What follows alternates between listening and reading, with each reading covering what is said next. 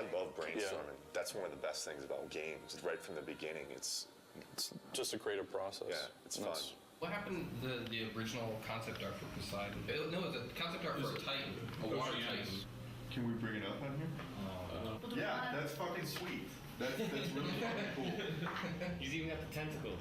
Whatever we come up with, it's like, hey, that would be cool if we could, and we just make it form out of water, whatever it might be. A lot of talented people were sitting in that room figuring out, oh, this would be cool, this would be neat, throwing out all these ideas out, doing our best to trying to live up to the God of War 1 and 2 standards, which are insane. Really high. It's like it has to be like almost like in a shape that's like scary. I agree with that. When you pull the camera out, what do you see? And if it is like he's turned into like a huge squid and she's all tied up or something like that. But as you're like fucking flea size and as you're running around, you see a big part of this. Well, what do you think about maybe that whatever that thing is? It's a lot of different things. It's everybody, it's not just one person that comes to the table and has, okay, here's the perfect idea. It's everybody rifting together. Just like the idea that Poseidon swells up with water and just becomes semi-translucent and you can see all of his veins and stuff. And so that way you're actually hitting flesh. Going off of sort of like Will's idea and a combination of the things that we talked about is his skin is basically like a jellyfish. On the inside of his body, he has all the bones. He has actually a bone structure. That way we have a creature that, looks like it has some meat to it, made out of the ocean. So I think, like, going off of what you were talking about, where it's like maybe you've got like reef and seaweed and stuff like that, we could probably make it look like water's running through that stuff. I would hope that we at least all kind of get on the same page. At the end of the day today, it's like, yeah, this is kind of somewhat direction we're going to go. Maybe it starts off and a wave crashes up, and after you see like this far shot or something of a wave kind of overtaking Kratos and Gaia on the side of the mountain or something like that, you're freaking out. I was like, you're probably freaking out right now because of the cinematics. And then afterwards, guys, like, something's fucked up right now. I can't move. And then Kratos has to go out and find out what that thing is, and he runs into this one thing. It's like, what the fuck is this thing? And it's obviously connected to something else. And then he finds the other thing later on. And at the end, there's this big reveal, and it's like, Wah! And this is what this whole thing was that you were fighting it the whole time. I think that's cool pacing, because there's always a question in the player's head while they're proceeding. It's like, I don't know what the fuck this thing is. When they first approached me to work on Poseidon, they told me it's going to be the very first big boss fight. Poseidon, if you remember from God of War 2, he looks more like just like a human god form. But in this game, he jumps down from Olympus into the ocean, and then he emerges out as a big water creature. This is my first sketch I did for Poseidon after doing a bunch of research on exactly what Poseidon is, the god of the ocean, the god of horses. So I thought to incorporate this design of a creature, of him being made of water and the actual waves kind of looking like horses. And then this is another one along the same veins, having a lot of horses, so just kind of going wacky. Another sketch I did was this one where I incorporated multiple Poseidon's heads throughout the design, showing that he's in control of this water tentacle. They liked this design a lot with the multiple heads, and they also liked the very first sketch with him leading the horses. They liked this one the best, so they liked this for the overall direction.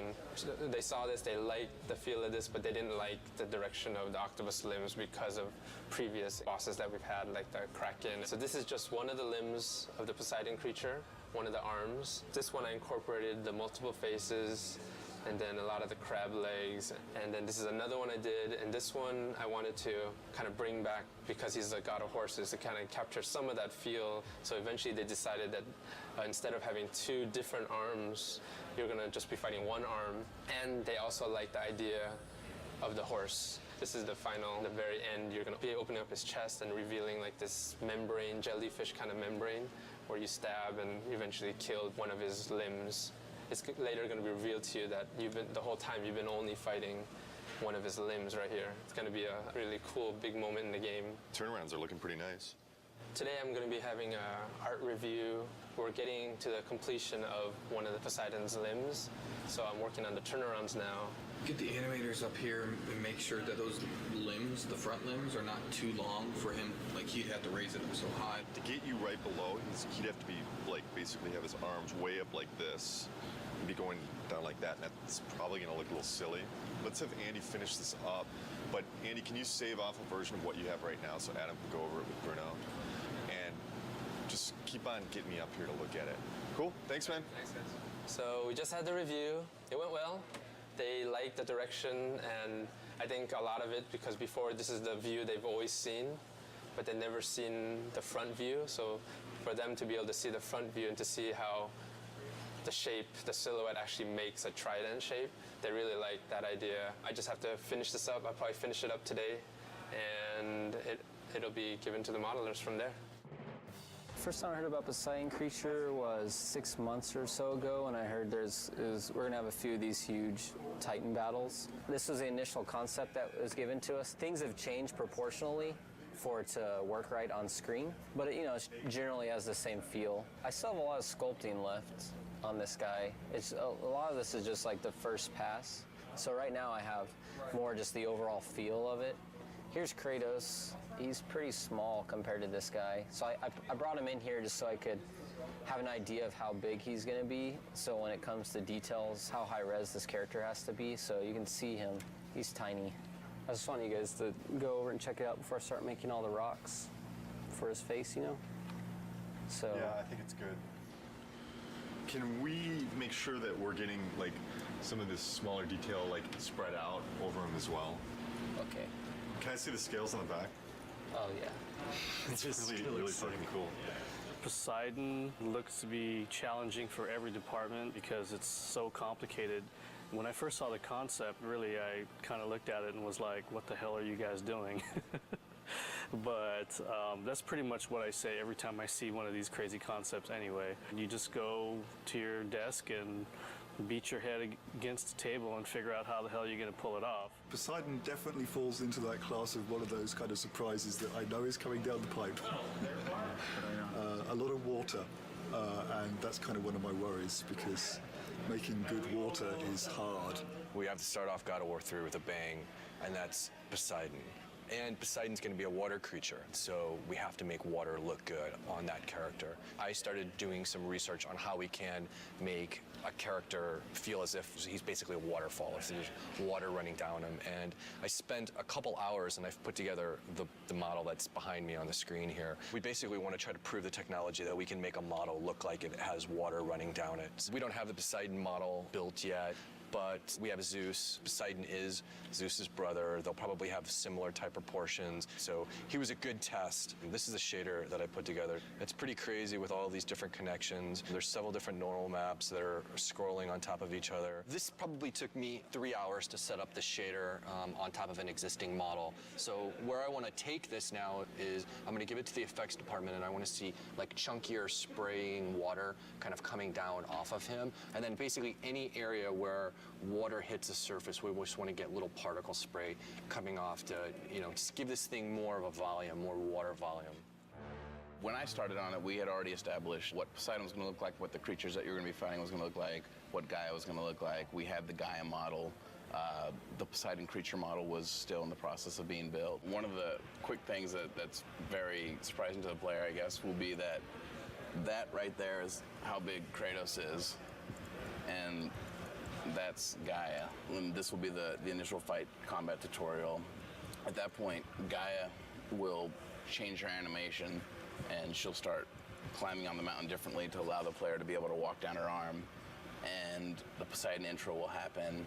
The player will continue along after that. She'll be in a different pose. He'll walk over here, he'll do just a little jump, come down here, fight some more enemies, and then he'll walk up to here, and this is where the Poseidon horse creature encounter happens. So this is the first thing the player will see when he loads up the game. We're trying to frame her hand and show that she's climbing up Mount Olympus, which is just roughed out right here. And then we also want to find a way of getting her head in the shot and having her head bob around and sway. After the player works his way down Gaia, this will be the first big encounter that he experiences. The Poseidon creature will burst out, knock Gaia's hand back. He'll have to fight it. We're concerned with the player experiencing this new creature that he has no clue as to what it is. And the first thing he's doing is fighting it in a way that he doesn't feel comfortable. This is the first Poseidon creature encounter, and this right here is the first CS move kill for it, where he snaps its jaw. And at this point, The creature pulls away through Gaia's arm. Kratos attaches to him, and then as the creature's falling, he jumps off. He'll transition onto Mount Olympus. The Poseidon encounter is very much like you're riding the Colossus from God of War 2, and you're fighting the Hydras on top of the Colossus. It's kind of incorporating all of those elements that worked really well in the previous God of Wars, but also raising the bar because it's even more epic than could ever withstand before. This is what I was delivered, the thing you encounter within 5 minutes of starting the game. This is essentially a rough version of the model. It's a pretty good start. It's got all the features like this stretchy tail, which is pretty cool. Even has stretchy neck, which lets me do some crazy stuff with it. Since this creature is supposed to be made essentially out of water, he needs to be fluid and flexible. Then he's got this trident section back here. He uses that to maybe discharge lightning at the player or, do something very Poseidon-esque. This is the scene with Gaia and the tentacle creature and Kratos. And you may ask, where is Kratos? Well, he's in here somewhere. He's this little tiny dude right here. There's Kratos. I see him. So you can imagine trying to get the camera in here in the right place is kind of a challenging task. Plus, the floor is Gaia, and Gaia's moving around, so adds a lot of complexity just to the elements of trying to get everybody lined up. You encounter this beast multiple times, so you fight him first and you wound him and he retracts away and escapes, and then you come back and then he's on another point in Gaia. And then finally you realize that wasn't even the monster, that was just a small piece of the monster. And you get up to Gaia's head, and that's where you encounter the full force of Poseidon. This is the actual Poseidon creature. This is Gaia's head here you're standing on. This thing has 10 arms and legs, kind of, and then it's got 3 prongs on its back. It's also got well over 20 controls just in its spine. There's a lot of stuff going on. He's busy, but that was my first initial impression was there's a lot going on with Poseidon. The more I think about him, the more epic and grand, why not? I mean, that's kind of like a God of War boss will be, especially when you're dealing with pieces of him as you go through, and then when you come to the very end, being able to see the full glory of him and just realizing, wow, that's just a little piece of him here, and that's just a little piece of him here, and getting to the end and going, wow, he's huge. And that should be pretty epic, being little Kratos on Gaia, a Titan, versus Poseidon, a god, and they're both huge, and you're just this little guy in the middle of it that's really going to change or determine who's going to win that outcome. Michael and I have been working on the Poseidon boss battle for a couple months now, and we've been working through the progression for the whole fight, working with Justin as well on the level design side. We're trying to get the whole layout so we have a bare bones skeleton of how things progress. It goes back and forth to have an interesting pace to the beginning of the game. We're in the first encounter of the Poseidon boss fight. We've already seen the creature come out. Poseidon boss battle is definitely something we haven't done before. There is concern, but I wouldn't be happy if we weren't concerned. There's no challenge there. What we want to do is make something that really surprises people and really gets people excited about the game. This is the initial CS move, the first CS move you do in God of War 3. Kratos is going to wrap his chains around the bottom jaw of the Poseidon creature and then eventually rip the jaw off completely. It's better than over here, which was the initial placement.